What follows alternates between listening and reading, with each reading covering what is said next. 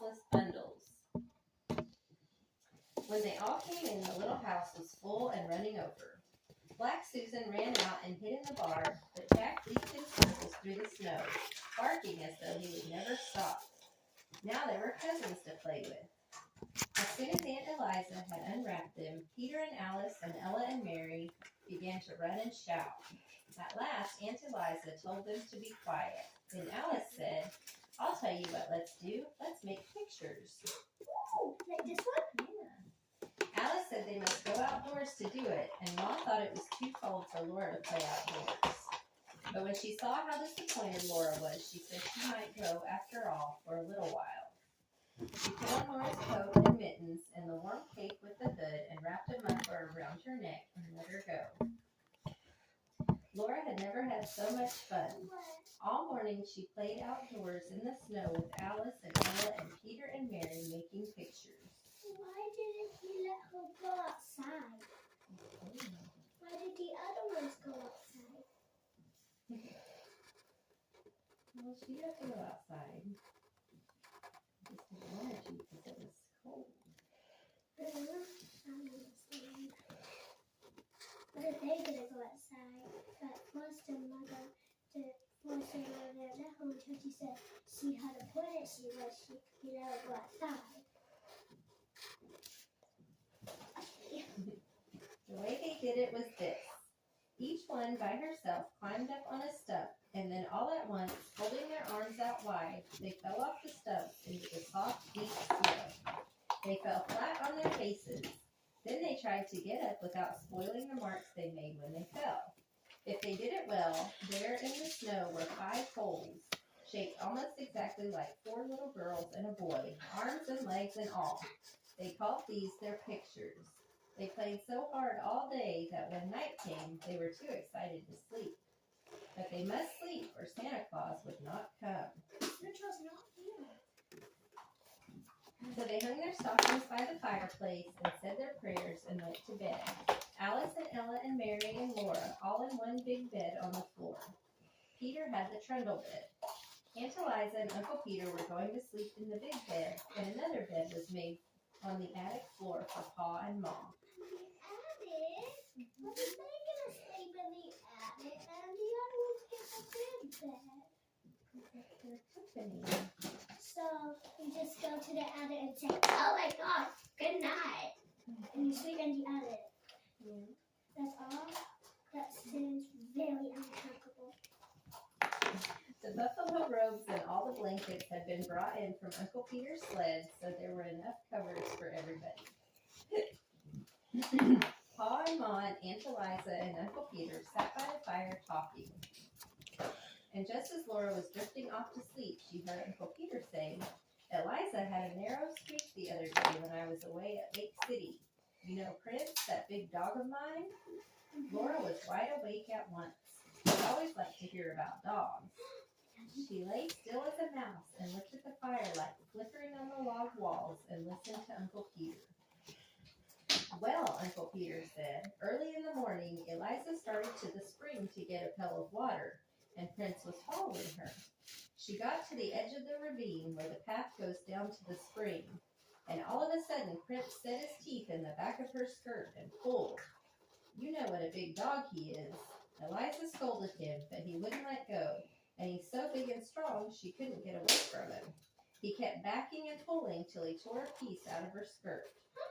It was my blueprint," Aunt Eliza said to Ma. "Dear me," Ma said. "He tore a big piece right out of the back of it," Aunt Eliza said. "I was so mad I could have whipped him for it, but he growled at me." "Prince growled at you?" Pa said.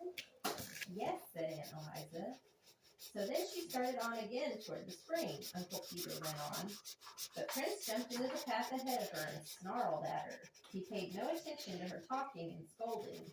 He just kept on showing his teeth and snarling, and when she tried to get past him, he kept in front of her and snapped at her. That scared her." "I should think it would," Ma said. "He was so savage, I thought he was going to bite me," said Aunt Eliza. "I believe he would have." "I never heard of such a thing," said Ma. "What on earth did you do?" "I turned right around and ran into the house where the children were and slammed the door. Aunt Eliza answered. Of course Prince was savage with strangers, said Uncle Peter, but he was always so kind to Eliza and the children, I felt perfectly safe to leave them with him. Eliza couldn't understand it at all. After she got into the house, he kept pacing around it and growling. Every time she started to open the door, he jumped at her and snarled. Had he gone mad? Said Ma. That's what I thought, Aunt Eliza said. I didn't know what to do. There I was, shut up in the house with the children and not daring to go out. And we didn't have any water. I couldn't even get any snow to melt. Every time I opened the door so much as a crack, Prince acted like he would tear me to pieces. How long did this go on? Pa asked. All day, till late in the afternoon, Aunt Eliza said. Peter had taken the gun, or I would have shot him. Along late in the afternoon, Uncle Peter said, he got quiet and lay down in front of the door. Eliza thought he was asleep, and she made up her mind to try to slip past him and get to the spring for some water. So she opened the door very quietly, but of course he woke up right away. When he saw she had the water pail in her hand, he got up and walked ahead of her to the spring, just the same as usual. And there, all around the spring in the snow, were the fresh tracks of a panther. The tracks were as big as my hand, said Aunt Eliza. Yes, Uncle Peter said. He was a big fellow. His tracks were the biggest I ever saw. He would have got Eliza, sure, if Prince had let her go to the spring in the morning. I saw the tracks. He had been lying up in that big oak over the spring, waiting for some animal to come there for water. Undoubtedly, he would have dropped down on her.